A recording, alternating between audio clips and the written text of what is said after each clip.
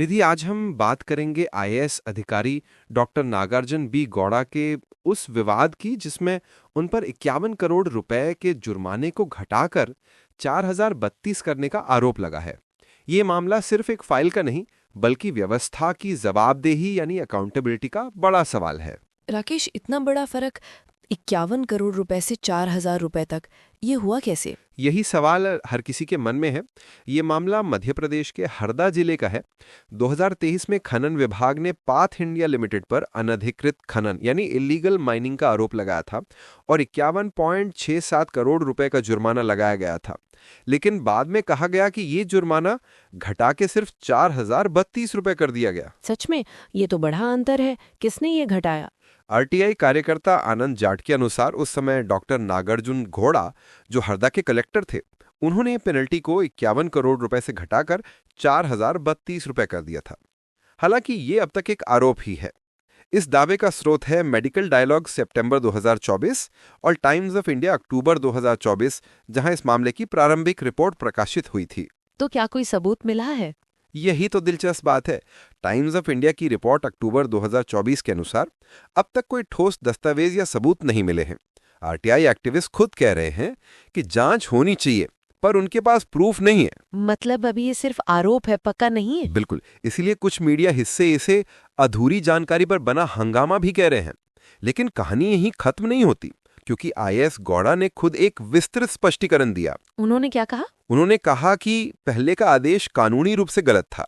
उनका दावा है कि कंपनी के पास कई जगहों पर वैध अनुमति थी और जुर्माना गलत गणना पर आधारित था।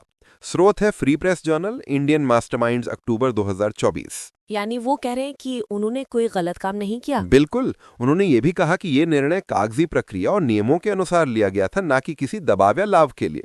उनके शब्द थे, मैंने सिर्फ न्याय संगत पुनर्मूल्यांकन किया। तो ये 10 करोड़ की रिश्वत वाली बात कहाँ से आई? वो भी उसी आरटीआई एक्टिविस्ट के बयान से आई, पर टाइम्स ऑफ इंडिया ने साफ लिखा, 10 करोड़ रिश्वत के आरोप का अब तक कोई प्रमाण नहीं मिला, यानी वो एक असत्यापित दावा कहा जा सकता है। अच्छा, तो फिर फिलहाल स्थिति क्या है? मामला अभी विभागीय जांच के अधीन है।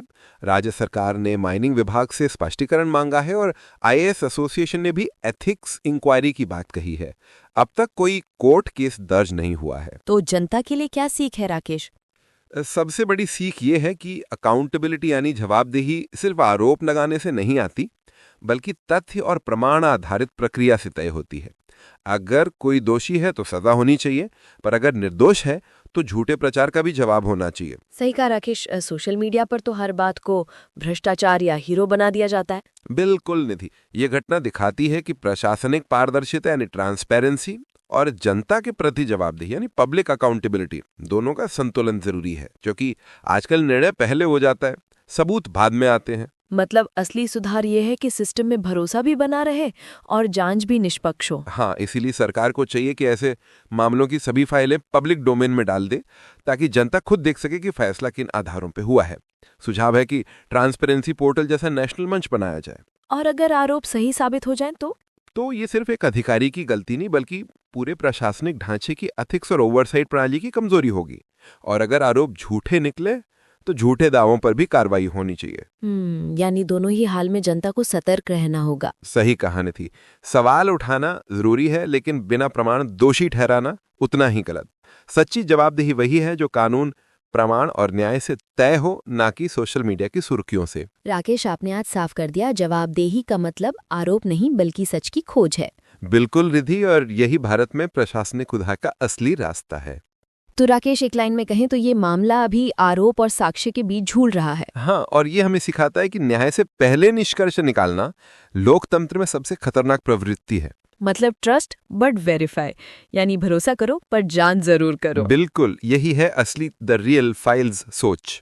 और अगर आप ही देश भर की रिसर्च बेस्ड खबरें और सच्ची पड़ताल सबसे पहले देखना चाहते हैं तो हमारे चैनल द रियल फाइल्स को सब्सक्राइब जरूर करें और कमेंट में बताइए कि आपके हिसाब से असली जवाबदेही क्या है। कम समय में परफेक्ट न्यूज अपडेट सिर्फ द रियल फाइल्स पर।